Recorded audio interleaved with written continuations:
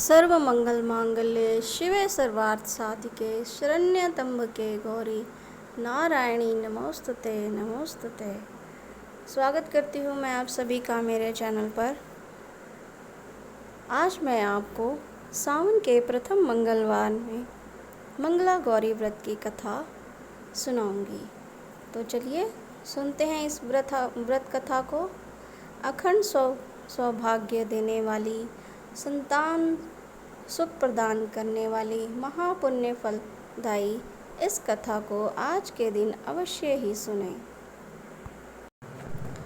जो महिलाएं मंगला गौरी व्रत का विधि विधान से पूजन करती हैं और अपने पति के लंबी आयु और सुखी वैवाहिक जीवन की कामना करती हैं, उनकी मनोकामना अवश्य ही पूरी होती है। सावन में पड़ने वाला मंगला गौरी व्रत सुहागिन महिलाओं के लिए बेहद ही शुभ होता है। यह व्रत पति की लंबी आयु के लिए रखा जाता है। साथ ही वैवाहिक जीवन में चल रही समस्याओं के लिए भी इस व्रत को रखा जाता है। अखंड सौभाग्य की प्राप्ति के लिए ये व्रत अति उत्तम है। धार्मिक मान्यताओं के अनुसार मंगला गौरी का व्रत रखने से व्यक्ति की कुंडली में मंगल दोष दूर होता है।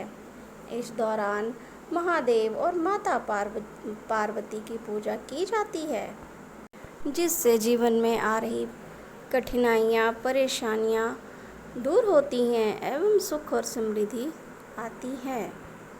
तो चलिए सुनते हैं अखंड सौभाग्य देने वाली इस व्रत कथा को। पौराणिक कथा के अनुसार एक समय की बात है, एक शहर में धर्मपाल नामक एक व्यापारी रहता था। उसकी पत्नी बहुत ही सुंदर थी और उसके पास काफ़ी संपत्ति थी, लेकिन उसके पास कोई संतान नहीं होने के कारण वह दुखी रहता था। भगवान की कृपा से एक पुत्र की प्राप्ति हुई, लेकिन वह अल्पायु था। उसके पुत्र को श्राप मिला था कि वह 16 वर्ष की आयु में सांप काटने से उसकी मृत्यु हो जाएगी। संयोग से उसकी शादी 16 वर्ष से पहले एक युवती से हुई, जिसकी माता मंगला गौरी का व्रत किया करती थी। उसने अपनी पुत्री के लिए एक ऐसे सुखी जीवन का आशीर्वाद प्राप्त किया, जिसके कारण वह कभी भी विधवा नहीं हो सकती थी। इस कारण धर्मपाल के पुत्र की आयु 100 साल की हुई। सभी नवविवाहित महिलाएं इस पूजा को करती हैं और मंगला गौरी व्रत का पालन करती हैं और अपने लिए लंबी, सुखी और स्थायी वैवाहिक जीवन की कामना करती हैं। उनकी मनोकामना पूरी होती है। जो महिलाएं उपवास नहीं कर सकती, वह मां मंगला गौरी की पूजा कर सकती हैं।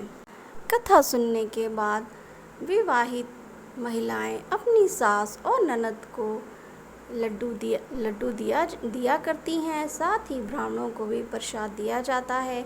इस विधि को करने के बाद 16 बाती का दिया जलाकर मां मंगला गौरी की आरती करें। अंत में मां गौरी के सामने हाथ जोड़कर पूजा में किसी भी भूल के लिए क्षमा मांगे। आप इस व्रत को परिवार की खुशी के लिए लगातार 5 वर्षों तक कर सकते हैं। तो ये थी माता मंगला गौरी की कथा। सावन के प्रथम मंगलवार को इस कथा को अवश्य ही सुने और प्रत्येक सावन के मंगलवार को व्रत करने के पश्चात इस कथा को अवश्य सुने।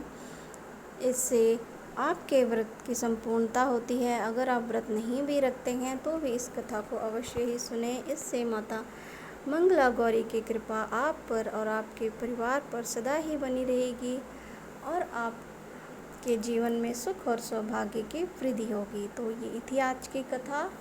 अगर आपको मेरी कथा कहानियाँ अच्छी लगती हैं तो प्लीज़ मेरे चैनल को लाइक और सब्सक्राइब ज़रूर करें। धन्यवाद।